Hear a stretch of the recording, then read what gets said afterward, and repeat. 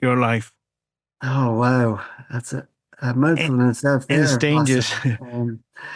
I suppose I was always mad into sport. I thought I could run with the Kenyans and swim with the Johnny Weissmuller. I was Tarzan. But when I came back to Ireland, then back to Navan in '81, I kept on running, kept on cycling, kept on swimming, Mm. and I was probably one of the best in my class at all three. I wanted to be like Dad, so I joined Park Villa, where he was a bit of a legend back in the day. He won a Metropolitan Cup medal with them in '73. Right.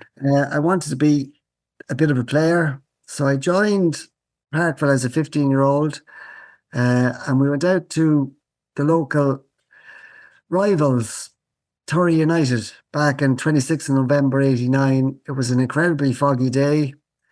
We didn't think the match would go ahead, but I think the ref arrived and he just wanted his money. So it went ahead despite that you couldn't see in front of you. It was that bad. And the game started off slow enough. We were expected to win. And I suppose about 10 minutes before half time, the ball came head height to me. I saw it last minute, went to head it. And the unfortunate clash of heads with the Toro centre half, who was a real hard man, a Razor Ruddock type. Yeah.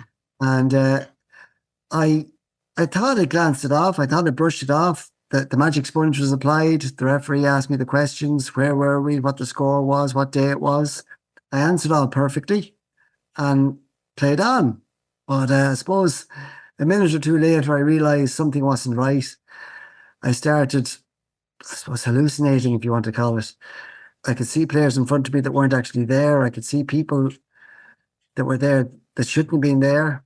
The manager on the sideline screamed at me to get the ball was there to be won. I turned around to face him and the world just kept spinning. And I suppose into halftime then I was taken off and thrown into the dugout and told to fall asleep, which is probably the wrong thing to say wrong these thing days. to now you know it, yeah. Maybe I invented concussion, I don't know. But in the dugout then, there was one or two lads that were put in with me to keep an eye on me.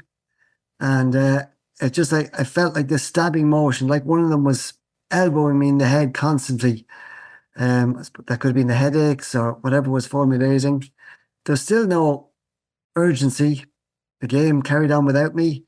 And then I suppose 15 minutes into the second half, one of them spotted blood coming from my ear and called the manager and the bus driver, and they carried me across a couple of fields to get to the waiting bus. Yeah. And what should have been a 10, 15-minute journey was a 40-minute journey to Navan Hospital because the fog was so bad. The Sunday drivers were out. All right. There was traffic from Navan Racecourse, which is on that road, which was exiting from the previous day's racing. So got to Navan Hospital, Our Lady's Navan, and I was in and out of consciousness. Talk and die syndrome, I think they call it now, where I was coherent at times. I was answering questions, and then I'd lapse into unconsciousness. But I think there was a mention of the Glasgow coma scale. I think I was 14 or 15 on that. And they decided instead of sending me home with a Disprin, which was probably a bad thing to do then, they decided to wait for an ambulance. And the ambulance was called. It took its time. It was manned and the nurse was put in with me. And as we left now,